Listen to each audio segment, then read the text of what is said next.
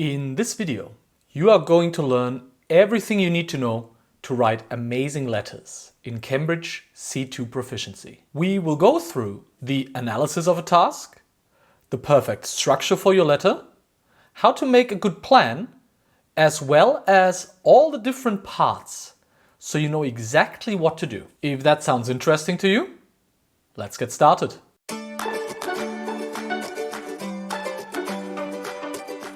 Hi and welcome to Teacher Phil, where I help people like you pass their Cambridge exams. When it comes to letter writing, there's this big elephant in the room.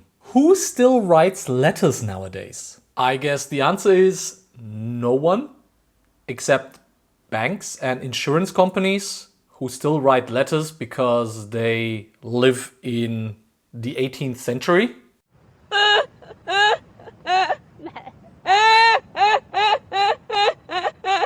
But jokes aside, I think letter writing in C2 Proficiency is not the hardest task, because after all, everyone writes emails, and letters are not really that different. Obviously, there are certain things that you need to be very careful with, because after all, we are talking about an official exam, but with a little bit of knowledge and the right strategy, you won't have any problems. Tasks for a letter in C2 Proficiency always look about the same.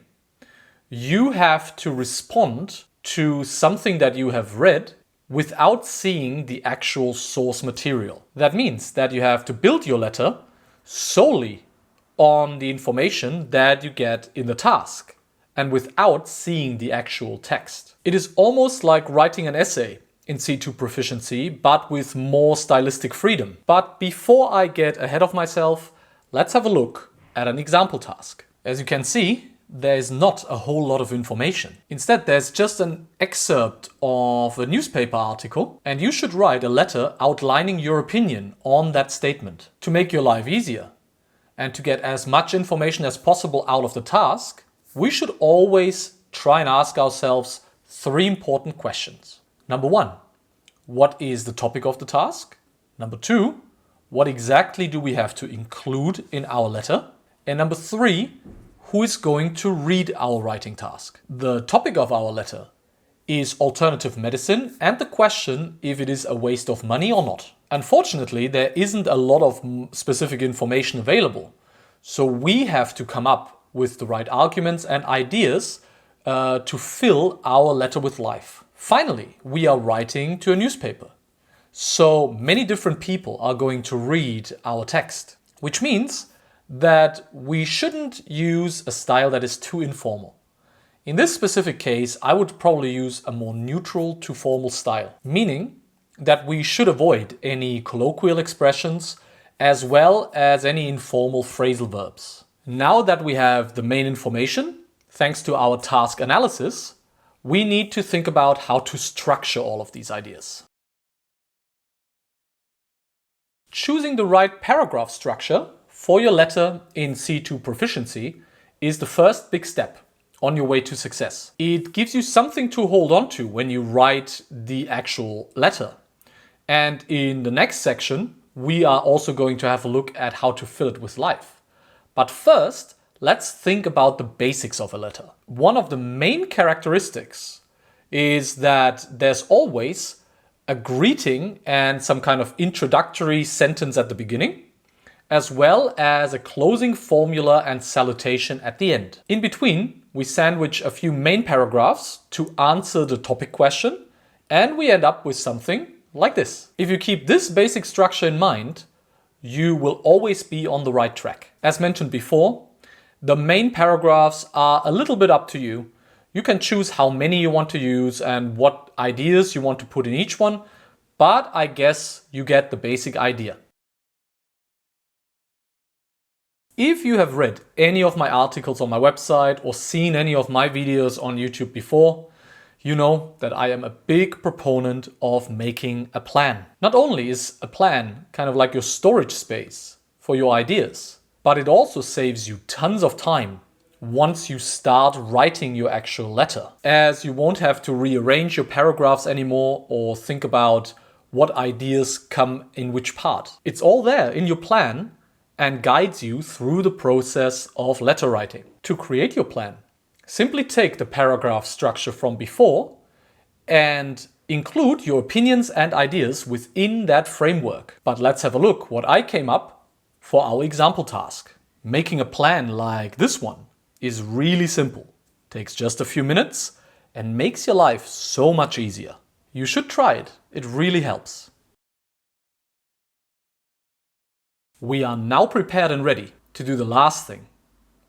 Write the actual letter. Just trust your plan and everything will be fine. I'm going to show you now step by step how I would go about this example task so you know what to do to get high marks in C2 Proficiency writing. Every letter starts with a greeting and introductory sentence where we simply state why we are writing. As we have to give our opinion on the topic in the task, we can do that immediately in that introductory sentence as well. Going back to our example task about alternative medicine from earlier, the beginning of our letter could look something like this.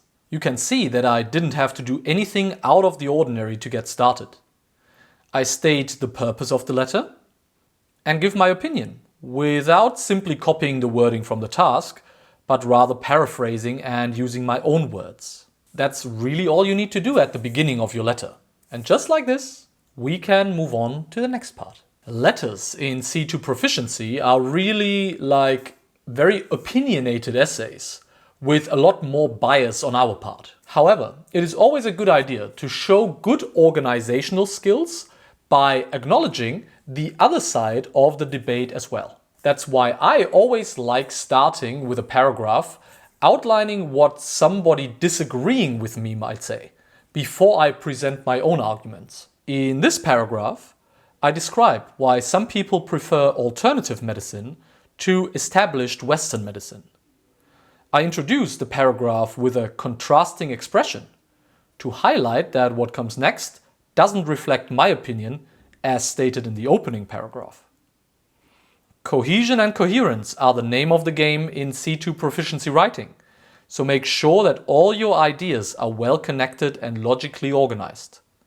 In addition, try to include a variety of vocabulary related to the topic to engage the reader and keep their attention. Following the first main paragraph, I like to include 2 more paragraphs where I outline my own position. For me, it simply looks better to have 2 paragraphs supporting my ideas in contrast to only 1 paragraph for the other side. Of course, feel free to structure your letter the way you want, but I believe that my way makes a lot of sense. In these 2 paragraphs, I focus on 2 aspects. First, the price of many alternative treatments and the, in my opinion, criminal energy with which many self-proclaimed healers and therapists squeeze money out of people who are often desperate and clinging to the last shred of hope they have left.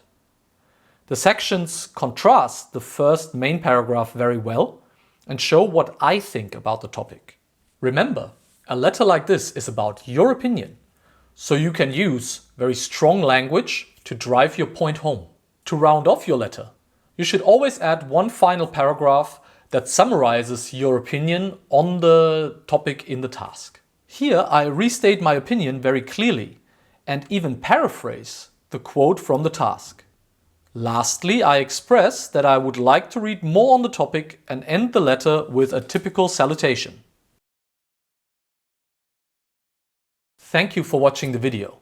This is all you need to know to write amazing letters in Cambridge C2 Proficiency. With just a little bit of planning, by thinking about the right paragraph structure and the content you want to put in each of these paragraphs, you can set up yourself for success very easily. Focus on the right language, engaging the reader, and writing in a cohesive and coherent way. If you want, I can also be your teacher. I offer writing feedback as well as online classes. And you can also find the full article to this video on my website. All the links are in the description box below, and I see you in the next video.